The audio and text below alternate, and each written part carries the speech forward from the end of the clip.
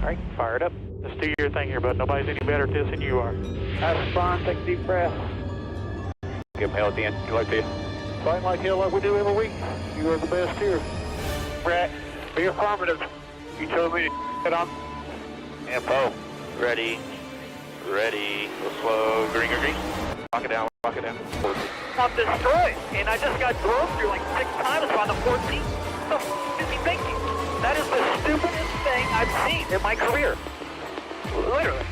Everything you described is accurate. Haven't even finished the second stage yet. Half the field's wrecked. Record. Hell yeah. 11 got it. Proud of you there, Matt. Good job, pal. Thanks, man. Good job all day. Great work, my man. Great work. Keep putting yourself in position. We'll win our share, right? We got one back today, brother. Good job. 10-4. Great job, guys.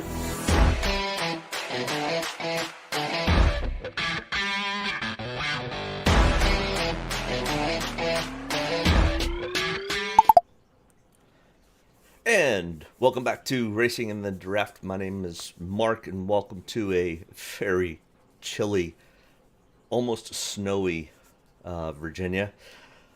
Luckily enough, we're not racing in Virginia this weekend. We are racing in the desert of Phoenix. So welcome aboard, and good luck today if you have access to your Draftkings account, because Draftkings decided to be an idiot and locked me out of my account. Yesterday, while I was at my son's baseball tournament, I was putting entries in to my Xfinity race for yesterday, and was on my mobile hotspot with my laptop, and was also reserving entries on my phone, and they decided that that was 2 different locations, even though the hotspot was coming from my phone. So they locked my account. And after repeated efforts, they still have not unlocked my account. So, DraftKings, please unlock my account. I've been playing with you guys with NASCAR for years. Absolutely, completely frustrating.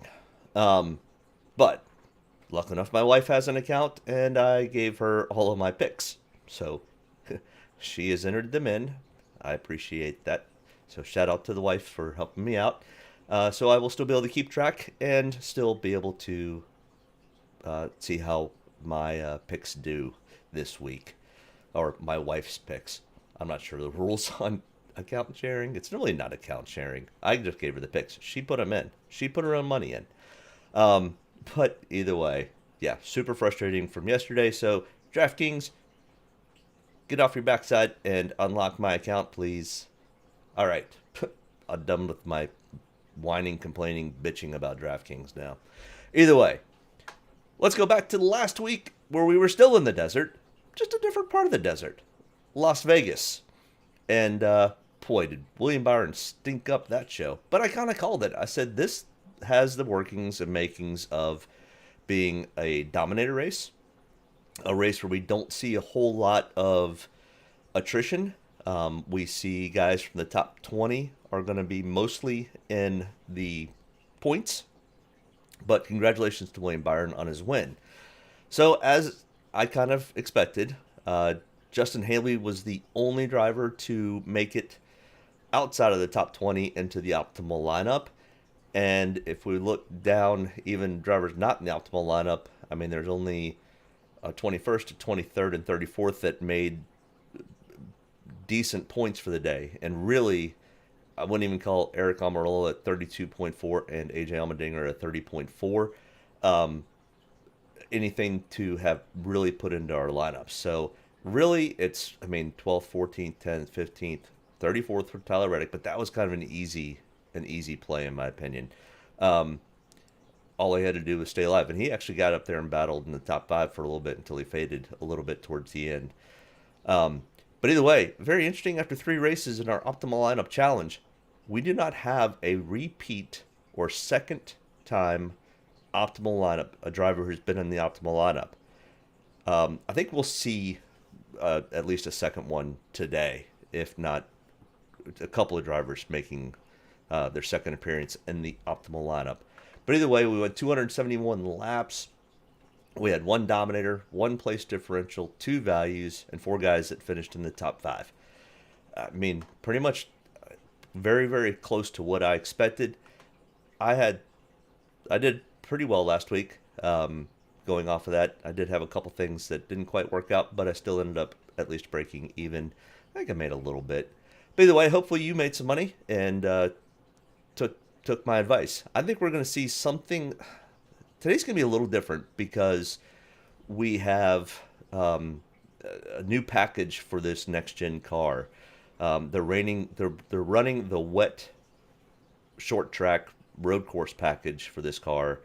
They've changed some downforce. They've decreased the rear spoiler down to 2 inches, and done some things with the undercarriage of the car to hopefully make this car, in my opinion, it's going to make it more loose. So guys that like to drive loose race cars are going to do well. Kyle Larson, Kyle Busch, Kevin Harvick, Denny Hamlin. Also guys with very, very experienced crew chiefs who can make adjustments all day to their car as they begin to have longer runs. This is one of the first times, other than Daytona, actually in Daytona we didn't. We'd had the duels, but we had a 50-minute practice session because of the new configuration to this next-gen car. We will have another 50-minute configuration or practice with this configuration when we go to COTA in a couple of weeks. But with that being said, let's kind of break some of the race down and drivers down. Like I said, we are at Phoenix Raceway today for the United Rentals Work United 500. This is a short, flat track. It is just a tick over 1 mile in length. 11 degrees in turns 1 and 2, and 9 degrees in 3 and 4. Today's race length is 312 laps. Dominator points will consist of 218.4 points coming from laps led of 78 points and fast laps of 140. All right. We use track comparisons. Even though Phoenix is very, very unique, we still look at some short tracks, or close to being short tracks. We look at Nashville, Martinsville, Richmond, and of course Phoenix as kind of our comparison tracks. We do not look really at the Bristols because it's a high banked short track, and Phoenix does not really have any high banks. So the closest ones really are Martinsville and Richmond that we can kind of compare this to. So those are our comparison tracks when I kind of break down my, I guess, power ranking or whatever you want to call it, my ranking system. And just like every week, I will go into detail of this box for the first driver, and then we will hit some highlights for each driver as we go through the field. But Kyle Larson, the most expensive on DraftKings unlocked my account, at $11,100. Kyle Larson will be starting first. He was first in, so this is a starting spot from qualifying. Then in the parentheses here are practice speeds. So he did 59 total laps of practice, where he had the fastest 1 lap speed. And then he also was first in 10 lap consecutive averages. As you can see, he ran 59. He actually was first all the way up to, I think, 25 or 30 laps into a run. So Kyle Larson unloaded fast, practiced fast, qualified fast. Can he finally follow through and win this race today? Possibly. I mean, you got to remember, I am a Kyle Larson fan. So, but when it comes to DraftKings, I'm a fan of everybody. I'm a fan of who makes me money, and that's what counts. But if you're out there potentially betting, Kyle Larson might be a decent bet. I don't ever particularly like the number 1 pole position for DraftKings. That's hence why he is a 4, not a 1 on my ranking systems. So over here to the top left is my ranking, and I've got him ranked as a 4, and I've got 30 to 35% ownership out of 40 lineups that I run. Well, I might guess my wife is running this week, but 30 to 35% on ownership in those 40 lineups.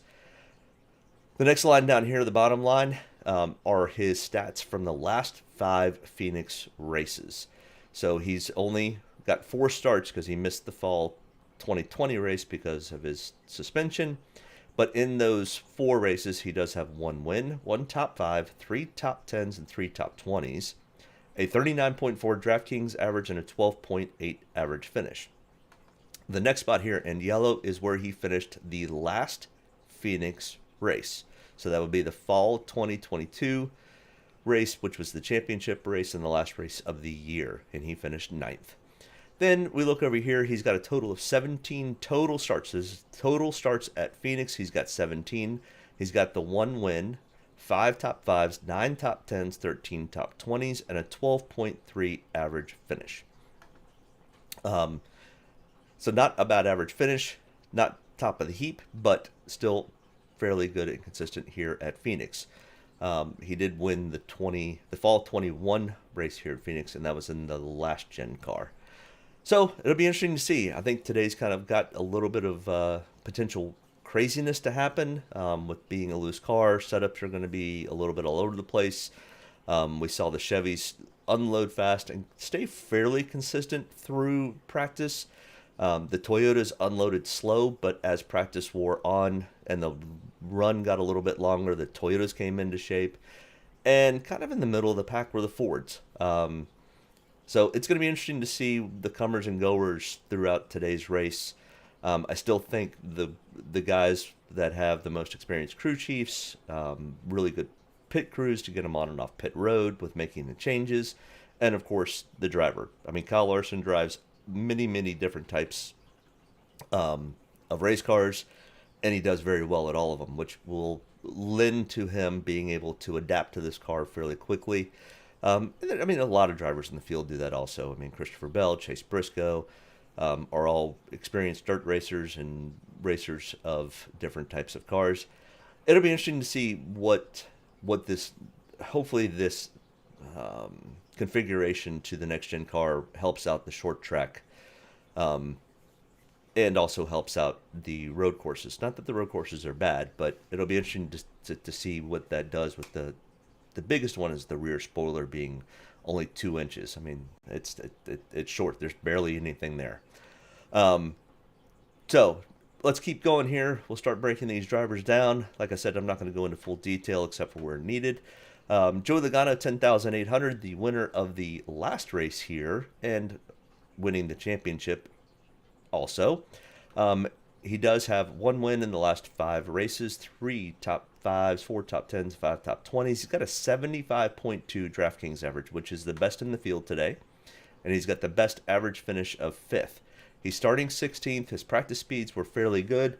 So either they didn't make much of any adjustments for qualifying compared to practice, and some other teams did and are starting in front of him. But you know, Joey's unfortunate starting 16th might be our gain in getting some place differential. So, like I said, it's really going to be most of these guys in the top 20 that we need to target. We'll have to target a couple guys that are starting towards the rear, but we'll get to those as we get back into the field. So, like I said, he finished first in this race the last time they were here in the fall.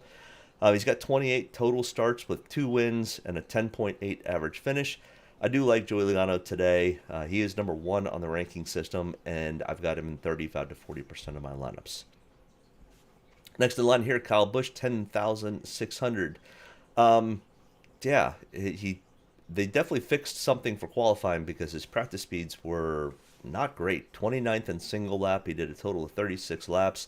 27th in 10-lap average. So not great. And, I mean, he did come from the rear yesterday in the Xfinity Series and ended up finishing 2nd or 3rd. I can't remember where he finished, but he was up there challenging and battling for the lead towards the end of that race. Oh, and congratulations to Sammy Smith for winning his first Xfinity race. He is a rookie, and he's really good. He's going to be fun to watch in the years to come.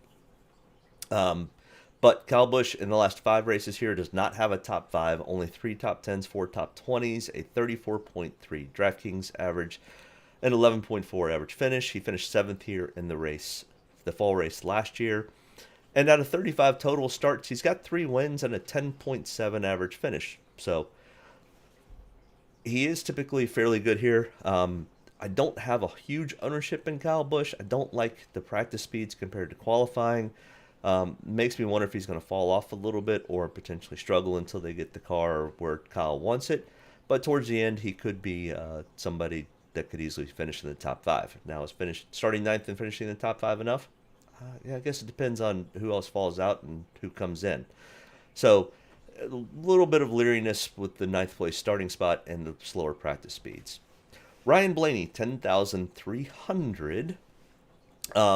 Starting 8th, he was 2nd in single lap, 2nd in 10 lap. So he practiced really, really well. He qualified fairly well in the top 10. And his stats here are really, really good. In the last 5 races, he's got 3 top 5s, 5 top 10s, a 66.7 Draftkings average, and a 5.2 average finish. So he's almost as good as Joey Logano in average finishes. He did finish runner-up to Joey Logano in the fall race last year. He's still hunting for that first victory here at Phoenix, and I think maybe today, unless Kyle Larson runs away with this thing, that Ryan Blaney could end up having a pretty decent day. He's got an 8.9 average finished out of his 14 total starts. So I do like some Ryan Blaney today. In fact, I think I've got him more owned than anybody else. I've got him 2nd on my ranking systems. So 40 to 45% ownership for Ryan Blaney. All right, next in line here, Ross Chastain, $10,000 starting 6th. Kind of the same thing happened here with Ross that did with Kyle Busch. He qualified really, really well, but his practice speeds were not where I would have liked to have seen them. 26th in single lap, 26th in 10 lap average. That has me a little bit concerned, but yeah, and starting 6th, so it's kind of in the same boat. Kyle Busch starting in 9th, Ross Chastain starting in 6th. Not a whole lot of PD upside potential. Not that I'm really targeting that today. But being that slow in practice kind of has me a little bit concerned that if you can't get up towards the front quickly, you could get mired back in some traffic, and that always causes potential issues. But Ross had a good run here at the fall race last year, finishing 3rd. In the last 5 races here, he's got 2 top 5s, 2 top 10s, 4 top 20s, a 9.5 average finish, which is pretty good. 9 total starts, he's got a 15.9 average finish. So, yeah, I do have some ownership in Ross Chastain, but I'm kind of leery, kind of like I am with Kyle Busch. I just don't like the practice speeds and where they were at.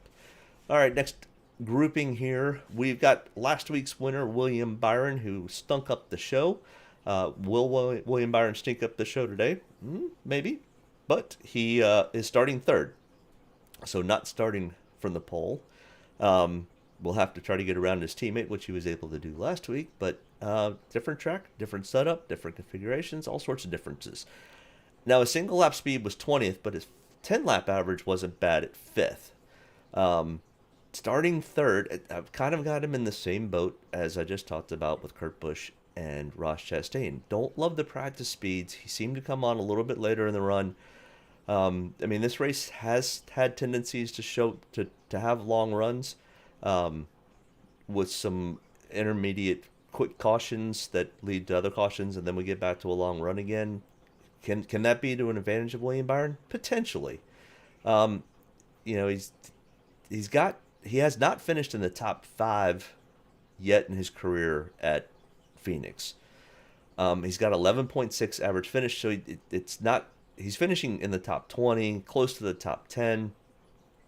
Starting 3rd, I don't like the other things that I'm seeing. Other than, I don't think there is no real PD upside play for William Byron. And I'm not sure he gets out and stinks the show up like he did last week. Just my opinion. I don't think he's capable of doing that. Hey, if you're just joining, make sure you hit that like and subscribe button. And would love to hear your thoughts about who do you like today, who do you not like today, how much practice, how much should we be diving into practice speeds compared to qualifying and those types of things. So let me know in the chat.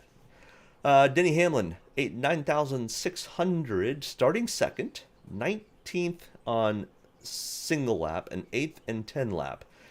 The only difference here with Denny Hamlin compared to the other 3 that I'm not targeting as much, and why I'm targeting Denny a little bit more, is number 1, you're starting from the outside pole. The 10 lap average was okay, not great. But his consistency here and knowing how to run this track plays a little bit more into it. And I think the long run speed for Denny is going to come into play. So, his past stats, 3 top 5s in the last 5 races, is definitely nothing to sneeze at. A 50.6 Draftkings average, I mean, that's in the top 3 in Draftkings average, and a 6.2 average finish. I mean, that's not far off from Joey Logano and Ryan Blaney. He did finish 8th in this race last year. He's got 2 wins here at Phoenix. So, with all that being said, yeah, there's not much PD upside play here, but he could easily be somebody who I would target for dominating or potentially finishing in the top 5. There's always the issue with pit road and pit road violations and, of course, getting caught up in somebody's mess. But I am rolling the dice a little bit with Denny Hamlin at 25 to 30% ownership. All right, Tyler Reddick next in line here at 9,400. Starting 12th, he was 22nd in single lap, did 53 total laps of practice, and he was 10th in 10 lap average. Finished 23rd in this race last fall. And Tyler Reddick has also been very, very inconsistent so far this year. Jumping over the Toyota, you wouldn't think it would be that big of a difference, but new crew, still a fairly young team. Tyler Reddick's going to be okay by the end of the year. He's still, I think, making some adjustments with the new team. So starting 12th, that part has me a little bit concerned. I mean, I still think I'm not even sure he's in the top 30 in points yet. So I need some more consistency from Tyler Reddick before I start to take a deeper dive with him. I do have him in 10 to 15% of my lineups, but he's 20th on my ranking system. And here at Phoenix, he's only got 1 top 5, 1 top 10 out of the last 5 starts, with an 18.6 average finish and a 21st place average finish out of his 6 total starts. So, don't think I love Tyler Reddick much today, but there's a tick of PD upside with him. Next in line here, Martin Truex Jr., 9,200. Starting 13th, he practiced pretty close to that. He was 17th in single lap, 18th in 10 lap. So, do I think Martin Truex can get himself into a top 10 situation? Absolutely. He's in the last 5 races here, he's got a win. He's got 2 top 5s, 3 top 10s, a 15th in the fall race last year. And Martin's still searching for that first points victory since 2021. So, maybe today's possibility. Starting 13th, I think he can get himself into a top 10. I'm not sure he battles for a top 5, but I do have him in 15 to 20% of my lineups, and he is 9th on my ranking system. Next in line here, Kevin Harvick, Mr. Phoenix, as they have called him, and his stats back that up. $9,000. He's starting 15th, and he practiced pretty close to that. 9th in single lap. He did 59 total laps, which was the same amount that Kyle Larson did. 4th in 10 lap consecutive average, so his lap speeds were improving in the run. Qualified 15th, so not too far back, not too far up. And his stats here. In the last 5 races, he's got only 1 top 5, but 5 top 10s, a 50.6 Draftkings average, and a 6.4 average finish. Now we come over to why they call him Mr. Phoenix. Out of 40 total races, he's got 9 wins. Literally almost 25% of the time, Kevin Harvick is winning the race at Phoenix. Then we look at his top 5s. He's got 18 out of 40 top 5s. So almost half the time he's finishing in the top 5 if he's not winning. An 8.4 average finish. Kevin Harvick knows, loves, and definitely understands this track. This car is going to be a little bit similar. It's going to be a little bit looser. Does that benefit Kevin Harvick today? Starting 15th, I've got him in 20-25% of my lineups. I do like the PD upside potential here with Kevin, so keep that in mind. Next in line here, Christopher Bell, 8,800. We're kind of back in the same boat, starting 5th. The only difference is Christopher Bell adapts fairly quickly to changes in vehicles and cars because of his dirt track experience and those types of things. And it's going to be, in my opinion, I think this is going to be a pretty loose race car today. So with that being said, 8,800 for Christopher Bell, starting 5th. As practice speeds have me a little bit concerned, 24th in single lap and 16th in 10 lap. So not great there. Does not have a top 5 finish here at Phoenix. So that has me a little bit concerned too. 14.2 average finish starting 5th. has me a little bit concerned. So there is some concern with Christopher Bell starting so far up. But remember, he ran really well at short tracks last year. He won Martinsville. He won... where else did he win? Drawing a blank. Either well. He won Loudon, which is fairly similar. It's a mile. It's flat. Little to no banking. So Christopher Bell is really starting to come along with his short track package. So I don't have a huge ownership in Christopher Bell, but I do think he does have some potential. All right, next in line here, Alex Bowman, 8,600, starting 18th. Oh, boy, did he miss qualifying, because he was third in single lap, third in 10-lap consecutive averages, 55 total laps. Now, his stats here are horrendous. Not horrendous. They're just not great for what you would consider for Alex Bowman. In the last 5 races, he's only got 4 top 20s, no top 10s, a 19th place average finish. He finished 34th. Now, that should have an asterisk next to it because it was the first race after his concussion protocol ended. And he hadn't been in the car for 3 or 4 weeks. So, I mean, with that being said, I kind of put an asterisk next to his finish from last year. 15 total starts, and he still has not cracked the top 10. Starting 18th, though, does give me some PD upside hope and potential because his practice speeds were pretty good. So I've got him in 20-25% of my lineups. I mean, even if he can get him himself to 11th, I'm not sure he makes optimal, but he definitely comes into play when we're trying to make some money on Draftkings. So with all that being said, I've got him in 20-25% of my lineups. Daniel Suarez, 8,500, starting 11th, and he practiced about where he is starting. 13th in single lap, 11th in 10-lap consecutive average. Now, here's the issue. He's only got 1 top 10 in the last 5 races here.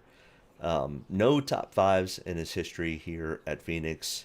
He finished 24th in the fall race, and he's got a 21.2 average finish. Yeah. Don't love the stats, but practice speeds and stuff like that. And Trackhouse is really starting to turn the corner and show that they are a team that is going to be around for probably quite a while. Daniel Suarez signed a long-term contract with them. So did Ross. So, I mean, Daniel's kind of sneaky. Do I think he vies for a top 5? I mean, yeah, sure, that's possible. But I think he's realistically finished where he starts type of a race today for Daniel. Maybe get you a little bit of PD upside, but I mean, only 1 or 2 positions in my opinion. So there is some risk. So I've only got him in 15-20% of my lineups. Yeah, he's a viable option. Chase Briscoe, our winner from the spring race last year, and finished 4th in this race last fall. Starting 24th, but his practice speeds were good. So whatever changes they made or didn't make. Hold on 1 second. My wife just sent me a text message. We're supposed to be having a baseball game.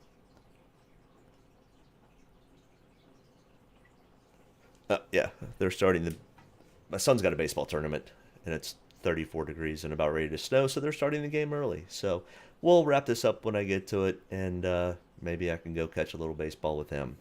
8,400, starting 24th for Chase Briscoe, but gosh, he missed qualifying. I don't know if they just didn't change the setup or if everybody else changed for the better. 5th in single lap, 7th and 10-lap consecutive average. And like I say, won and finished 4th in the 2 races last year. He really kind of came to this track, but remember, we've got a little bit different configuration for this car and different setup. So will that benefit him or not? Hard to say. But starting 24th, I'm willing to take a little bit of risk on him. I've got him in 20-25% of my lineups and 8th on the ranking system. So, yeah, a little concerning why he fell so far back, but if he finishes where he practices, that's a huge PD upside play. It's one of the guys outside the top 20 that I do have some real interest in. All right, Bubba Wallace, 8,200, starting 19th, and he was 16th in single lap and 6th in 10-lap consecutive average.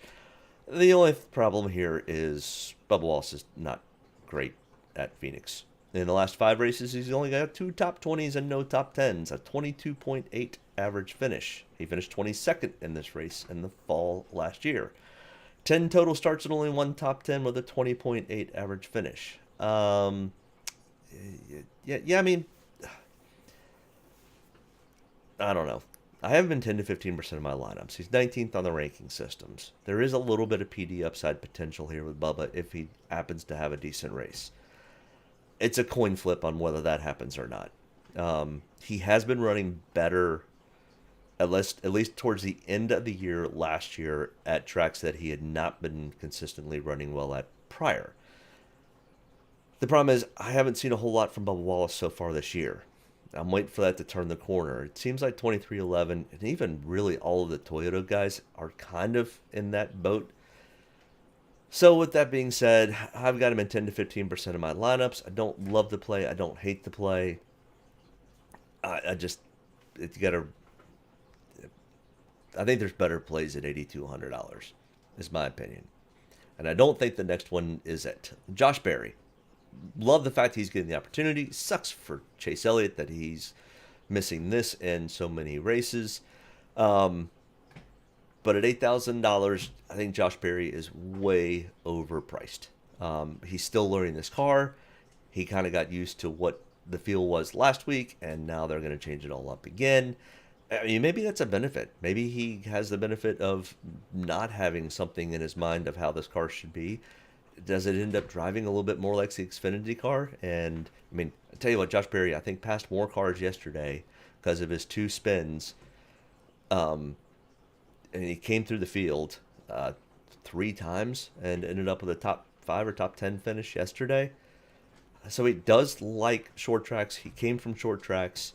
Starting 17th, his practice speeds weren't bad. 23rd and 13th for a guy who has never really run this car. I'm just not willing to take that chance starting 17th. If Josh Berry was starting 27th and had those practice speeds, I'd have some more ownership. That and his price tag of $8,000, I just think there's better options. If he were priced at $7,000, I'd have probably a tick more ownership on Josh Berry. But yeah, the verdict's out on what Josh Berry's, how the next 4 or 5 races are going to go for Josh. He is in that car on the ovals until Chase comes back, and they've got a road course ringer coming in for the Coda race, so the road course. Next in line here, we've got Brad Keselowski, 7,800, starting 4th. Practice speeds were decent. 6th in single lap. He did 54 total laps of practice. 14th in 10-lap consecutive average. So fall off was a little more than I'd like to see for Brad, but that easily can be fixed with some air pressure adjustments. 13th in my ranking system. I think this is a really, really interesting sneaky pick. I don't love his starting spot, but I still think, and in fact, you can see them scrolling in the bottom, I've got him as a long shot pick at plus 3,000. So 30-1 odds for Brad Keselowski to win. Go throw $2 at it. If he wins, $60. Okay. If I can get to my Draftkings, I would do that, but Draftkings locked me out. Never mind. Top 5s, or the history here, the last 5 races, 2 top 5s, 3 top 10s, 3 top 20s, a 14.8 average finish. Pretty abysmal 35th. Brad Keselowski, we should just toss everything out from last year's season. But we have to, it's still the next gen car, and that's what we have for stats. But he's got 8 top 5s, 13 top 10s for 27 total races. I still think Brad's a sneaky pick to potentially win this race. So I do have some ownership in him.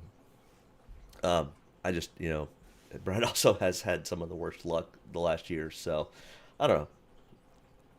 That's what I've got. Eric Jones, 7,600, 10th in qualifying. And then we look at his practice speeds. 27th for single lap. 20th for 10-lap consecutive average. He finished 14th in this race last year, but does not have a top 10 in the last 5 races. And a 20.6 average finish. I don't have much ownership in Eric. I don't like his starting spot. I just think there's better options a little bit further down to save a little bit of money. So I have faded off of Eric Jones today. he's not this. The short tracks are not Eric's really forte. He really kind of likes these 1.5 mile and a quarter, 2 mile tracks. Yeah. So I don't have a whole lot of ownership with Eric Jones today.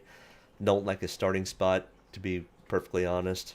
Now, Austin Dillon, on the other hand, 30th qualifying, 7,500, 15th in single lap. So, okay, if he can get where he was at practice, I think that's great.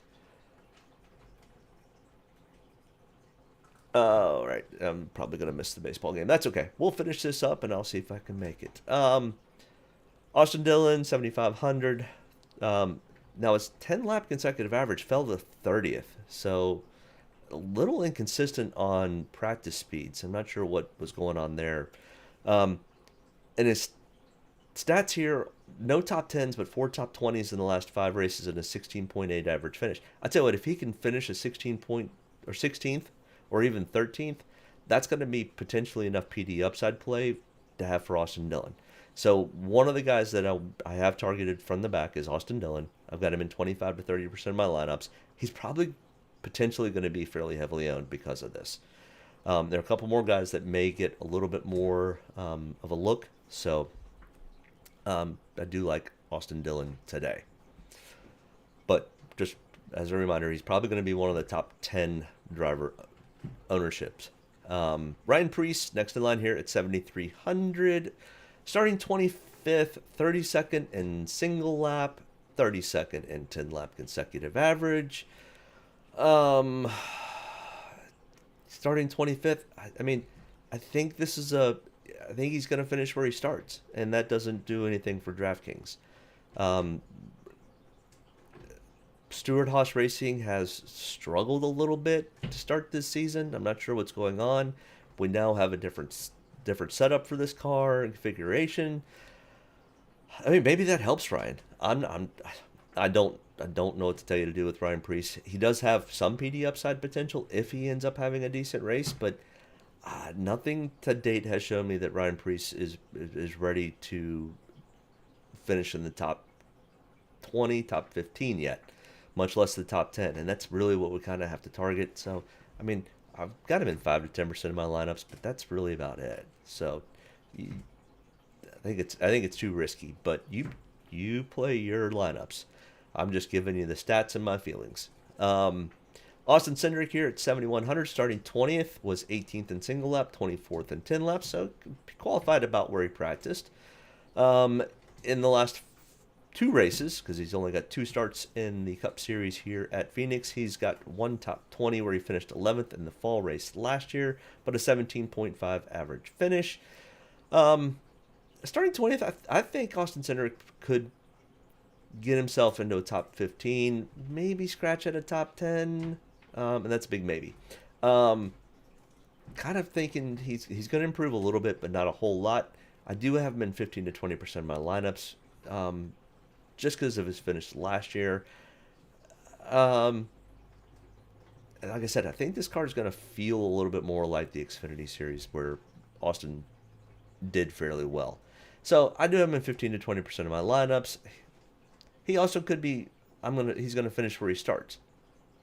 So we'll see. Eric Almirola, 6,900, along with Austin Dillon, will be targeted very heavily. Eric Almirola does extremely well at the short tracks. This is not one of his favorite short tracks, but he does do well. I mean, in the last 5 races, he's got 5 top 20s. If he gets himself into a top 20 starting 31st, that's going to be good enough. 12.4 average finish. Finished 20th in this race last year. I'd like to see a little bit better than 20th for starting 31st at 6,900. But I mean, he was 10th in single lap, 17th in 10-lap consecutive average. Split that down the middle. If he can get to 13th, starting 31st, between him and Austin Dillon, yeah, and then you take a Kyle Larson that may end up walking away with this whole thing today. Yeah, then you just got to fill in the other 3 blanks. So I do like, as you can see, 35% ownership for Eric Almirola today, starting 31st. I like it. Ty Gibbs, 6,700. I'm sure this is bringing back some really rough and great memories for Ty Gibbs, winning the Xfinity Championship in the Xfinity race last year, and then having his father pass away the next evening, or that evening, and then missing the Cup race last year. His practice speeds were kind of all over the place. He was 28th in single lap, 19th in 10-lap consecutive average. Then he qualifies 14th. I don't know what to make of Ty Gibbs, so I'm fading off. If he were starting 24th, I might have some ownership in him, but having that much of inconsistency, and just, I'm sure, all sorts of emotions going on with that poor kid today, and this weekend, I'm gonna fade off from Ty Gibbs. So starting 14th, he's just starting too far up for what I like, and we just haven't seen consistency from Ty Gibbs or 2311 yet this year. So Chris Buescher, I mean, still, I think the highest finish is Travis Pastrana in the 2311 car at Daytona. If that tells you anything about what's happening at 2311, they'll get their act together. But they're definitely going through a rough spell here at the beginning of the season. Next in line here, Chris Buescher, 6600. Boy, he didn't really qualify that well. He practiced okay. 17th in single lap, 12th in 10 lap. Yeah, and he's got one top 10 finish in the last 5 races, 3 top 20s, a 26.7 average finish. I don't like the average finish. He finished 21st in the fall race last year. He's starting 21st. Practiced a little bit better than that. But he runs well throughout the race here. He's had some rough luck, and I think they just missed on the qualifying setup. If they put the qualifying setup, or the setup that Brad Kay's got, which is his teammate, I think Chris Buescher could easily, he could hunt for a top 10, but I think he's much more of that 12th, 13th, 14th type place finish. Good Lord, my wife just keeps texting me about this game. She knows I'm doing a video. So if you're watching, stop texting me. I got you. Thanks for the information, though. Next in line here. So I've got 20-25% ownership in Chris Buescher at 6,600. I like the next play a little bit better. Justin Haley at 6,400. Other than his practice speeds were god-awful. 33rd in single lap and 28th in 10 lap. But I tell you what, Justin Haley is one of those. He just goes out and gets a feel for the car and then comes on late in the race. So as long as he doesn't get tied up in some stupid stuff and towards the back of this pack, potentially Justin Haley can get himself another top 10. I mean, he had a top 10 last weekend. Starting 26th, I like the PD upside potential here. Yeah, so I know his stats aren't great, but I mean, Justin Haley's still pretty new to the Cup Series, even though he's got 4 starts in this in the Cup Series here. I've got him in 25% of my lineups. I just think there's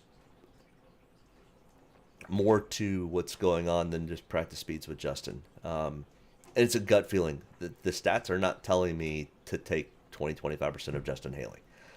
Other than a starting spot with a petite PD upside potential. So I'm probably fairly overweight on Justin Haley today. Now his teammate AJ Allmendinger at 6,200 practiced 11th in single lap and 22nd in 10 lap consecutive average. So a little bit of fall off for AJ is a little concerning. Starting 22nd though, he finished 12th in this race last year. He's got a 16th place average finish. Yeah, and it's only 2 starts over the last 5 races. Starting 22nd with decent practice speed and a little bit looser of a race car with 2 definitely drastically different corners. Yeah, I think AJ may do fairly well here. Starting 22nd, a little bit of PD upside potential. Like I said, I think he may get to where he finished in the fall. Might even peak at the top 10. I've got him in 20-25% of my lineups. I mean, you've got to take guys in the $6,000 range to be able to take the Kyle Larson, Joey Logano's, Denny Hamlin's. And I think this is a decent play at 6,200. Starting 22nd.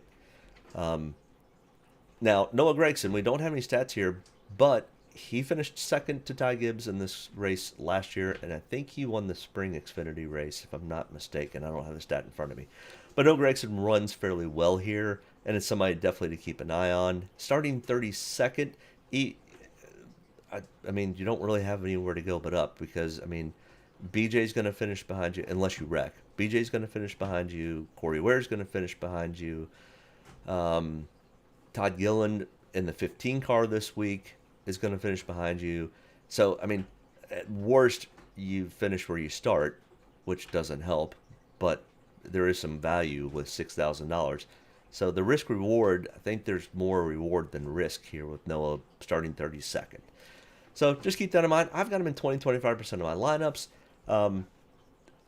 You know, is he going to go out and battle for a top 10? No. But if Noah Gragson can finish 17th or 16th, and you know we have one dominator or two dominators, we're going to need to target some of this, and we'll see this when we get to the last year's optimal lineups.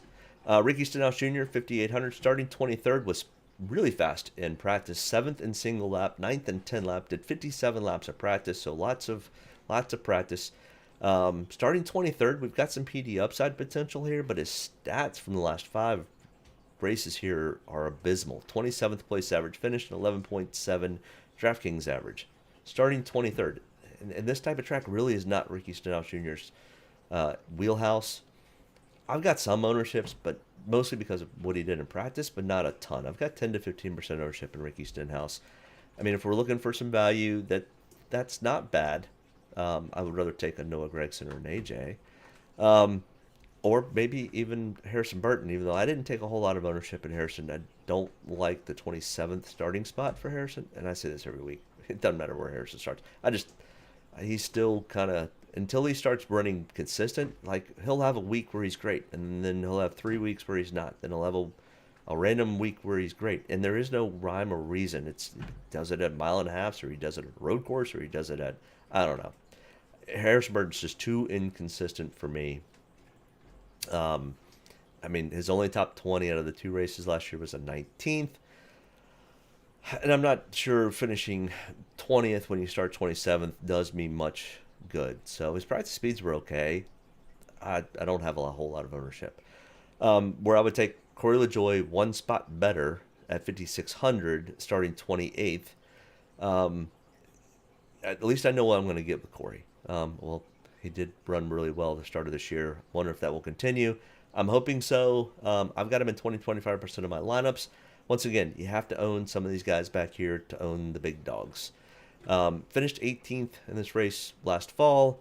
His practice speeds weren't bad. 14th in single lap, 25th in 10 lap consecutive average, but it's about where he qualified. So if Corey LaJoie can just keep his nose clean, get himself into the top 20 for 5,600, I'm okay with that. Michael McDowell at 5,400. Boy, you want to talk about drastic difference between qualifying and practice. So they hit on the setup for qualifying, but did not hit it on practice speeds, which typically is your race speed. So 30th in single lap, 23rd in 10 lap consecutive average, and now the last 5 races here at Phoenix. No top 20s, a 24.4 average finish. Finished 25th. This is not Michael McDowell's wheelhouse. He does not love short tracks. Keep that in mind. I don't have very much ownership, mostly because of his starting spot. I think he outkicked his coverage and don't have a whole lot of interest. All right, a newcomer to the 38 car that typically Todd Gilliland drives, Zane Smith from the Truck Series. 5,200, starting 34th. He did not do a 10-lap consecutive run, but did 31 total laps of practice, and he had a 21st fastest practice speed. And that's really all we know, other than Zane Smith is, number one, a really good road course racer. He's a really good truck racer. This is his first time in the Cup car, though. At least the next-gen car, as far as I know. I don't think Zane's... He may have run a super speedway here or there. But either way, yeah, I mean, starting 34th, he's got better equipment than Todd Gilliland, who typically drives the 38. So I think why there's not a huge PD upside play, because I'm not sure he finishes top 20, other than maybe if he just keeps his nose clean and there's some attrition. But the biggest challenge for Zane is going to stay on the lead lap through the first stage.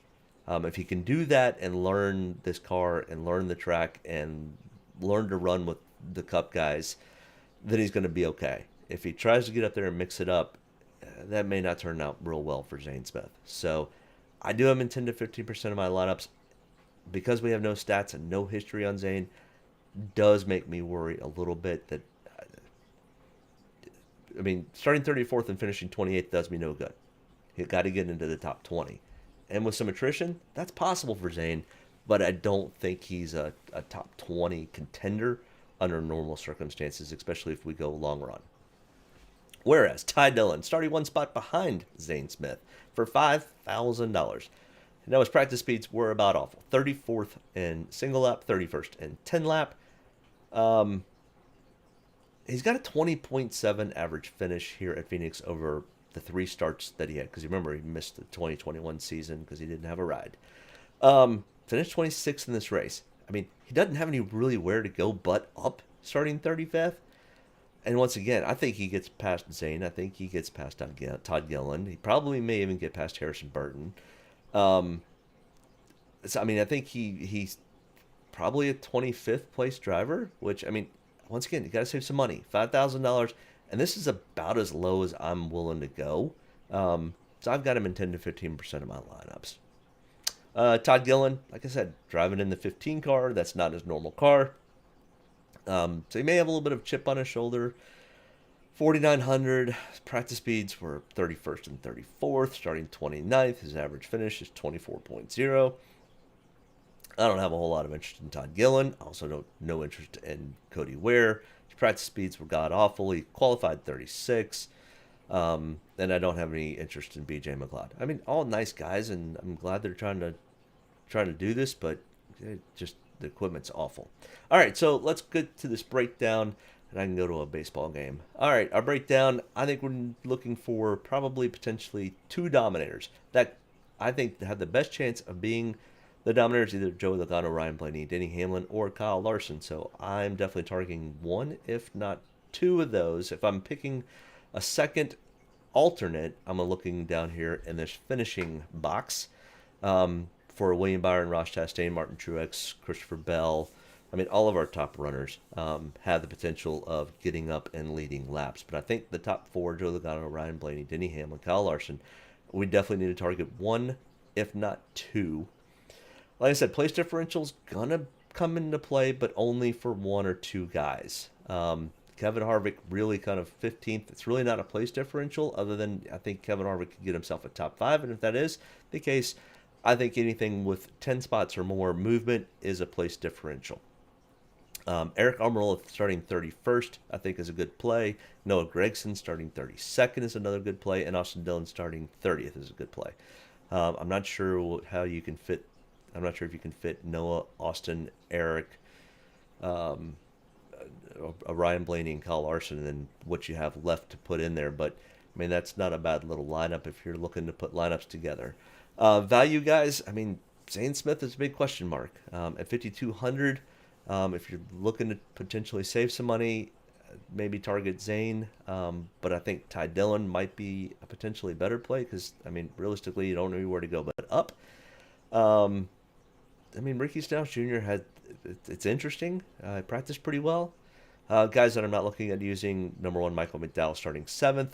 I don't think he improves his starting spot. I'm not sure he gets up there and dominates. So I see Michael McDowell falling back. Cody Ware, BJ McLeod, no interest. Bubba Wallace, Eric Jones, Josh Berry, Harrison Burton, Ryan Preece. Those are big question marks in my mind.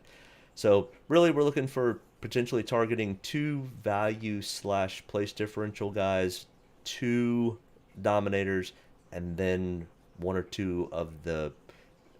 I think you're going to start in the top 10 and finish in the top 10 type guys. So that's just my personal opinion on how this race is going to play out. We'll see what happens. And of course, we always need to look back at the history of Phoenix, at least the last 2 years in the optimal lineups. Kind of gives us a little bit of a clue of what we're trying to dial in for. The fall race last year, Joe Logano and Ryan Blaney just absolutely walked away with this thing. Can we see the same thing today? Potentially. So we had 2 dominators, 2 place differentials, and 2 value picks. The 2 value picks, Corey LaJoie at 5,300 and Eric Jones. Eric Jones was starting 30th and finished 14th, so not bad. But I mean, that's what we're looking for in these place differentials. We're looking for that 10 to 15 spot movement. Now AJ was just kind of finished where you started, but Corey LaJoie 27th to 18th. So I mean, almost 10 spots there.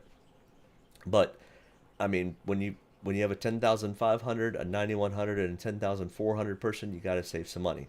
Corey LaJoie was that saver. Same thing comes up down here. We had Ryan Blaney starting 4th, finishing 4th, starting 1st, but he led 143 laps for 96 points. So, yes, sometimes taking the pole position, guys, not all that bad. Chase Briscoe starting 6th, finishing 1st, led 101 laps for 93. Then we kind of get into finish where you start. Ross Chastain 17 to 2nd, good place differential. Chris Buescher 26 to 10th.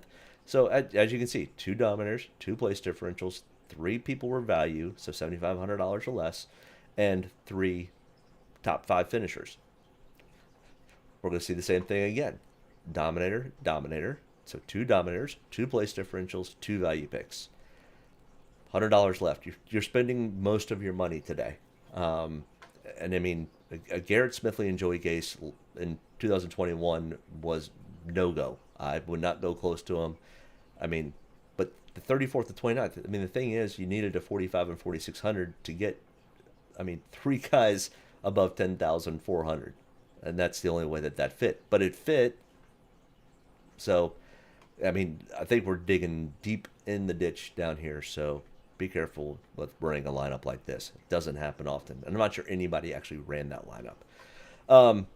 Next one here, a little bit different in the spring race of 2020. We had 1 dominator, 2 values, 3 finishes. But, I mean, our optimal lineups, starting 9th, starting 5th, starting 3rd, starting 10th, starting 11th. I mean, we had 5 guys that started in the top 12, and only Justin Haley starting 29th, moving only 5 spots to 24th, with a 23, which is about where Joey Gase and Garrett Smithley ended up giving us point-wise. But, I mean, once again, we spent $11,100, $10,100, $9,900, $8,300. You got to buy these cheap guys. So, I mean, we're really targeting those 2 values.